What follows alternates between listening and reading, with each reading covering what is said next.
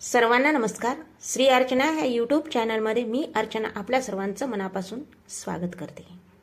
वटपौर्णिमेच्या दिवशी वडाच्या झाडाभोवती प्रदक्षिणा घालताना अनेक सुवासिनी शेंगदाणे, गोळ्या आणि धान्य अर्पण करतात.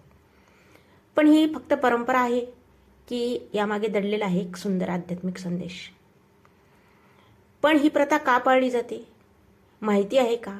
यामागे केवळ परंपरा नसून दान, सेवा आणि निसर्गाबद्दलची कृतज्ञता दडलेली आहे. वडाच्या झाडाला अर्पण केलेले शेंगदाणे, गोळ्या, धान्य पक्षी, मुंग्या व इतर जीवांना अन्न म्हणून मिळतात.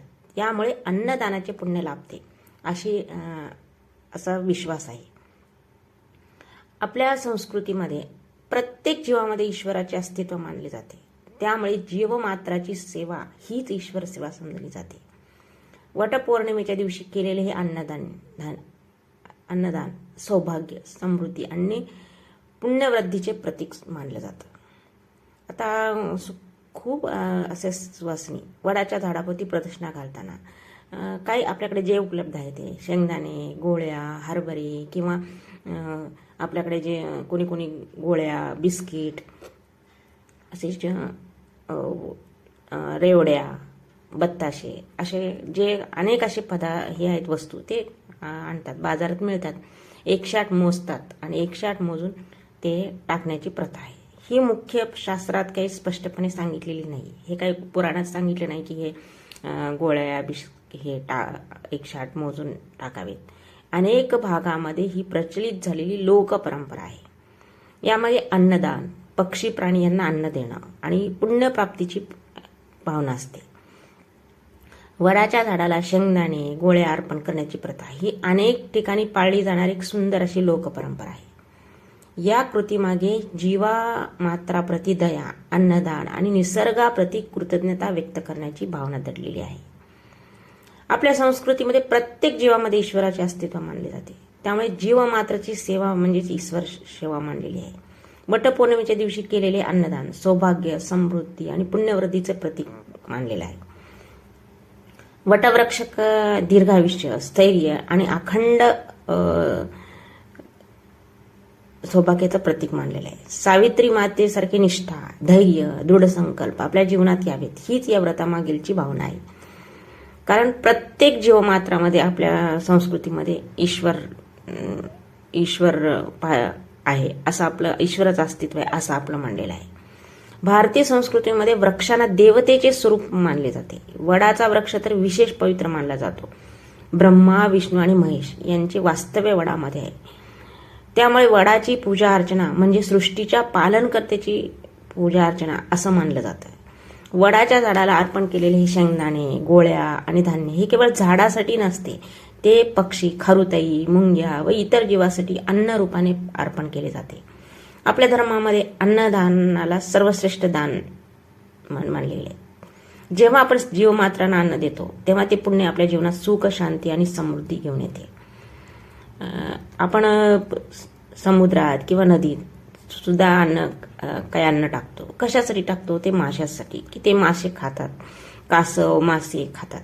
म्हणजे हे टाकणं म्हणजे काय? सर्व प्राणीमात्रावर दया आणि प्रत्येक ह्याच्यामध्ये ईश्वराचं अस्तित्व पाहणं. वटपौर्णिमेच्या दिवशी सुवासिनी प्रदक्षिणा घालताना मनोभावे प्रार्थना पण करतात.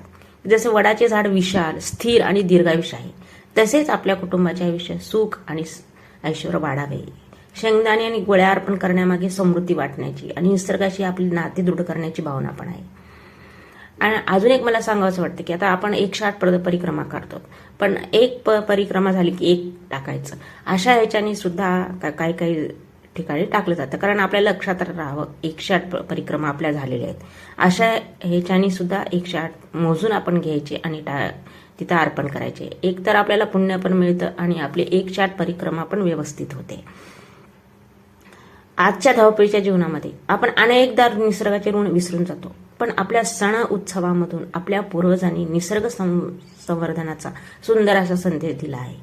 वडाची या झाडाची पूजा अर्चना, त्याचे जतन व आणि जीवांना अन्नदान हीच या संदेशाची आठवण करून देते. वटपौर्णिमा म्हणजे केवळ पतीच्या दीर्घायुष्यासाठी केलेले व्रत आहे. त्यासोबतच स्त्रीच्या भक्तीचे, निष्ठेचे, त्यागाचे आणि सामर्थ्याचे प्रतीक पण आहे.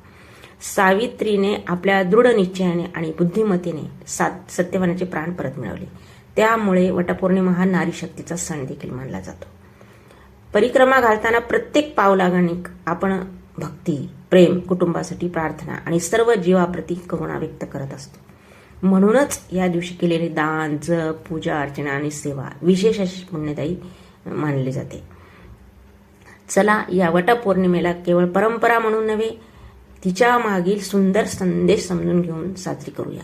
निसर्गाचे रक्षण करूया, जीवमात्रावर प्रेम करूया आणि आपल्या संस्कृतीचा अमूल्य वारसा पुढील पिढीपर्यंत पोहोचवूया. वटपौर्णिमेच्या या पवित्र दिवशी परंपरा जपूया, संस्कृती जपूया आणि निसर्गाशी असलेले आपले नाते अधिक दृढ करूया. सर्व प्राणाप्रती दया, निसर्गाप्रती कृतज्ञता आणि पंचमहाभूताची अर्चना आपल्या संस्कृतीचा खरा संदेश आहे. जय वड देवता, जय पंचमहाभूत यज्ञ, जय वट सावित्री माता.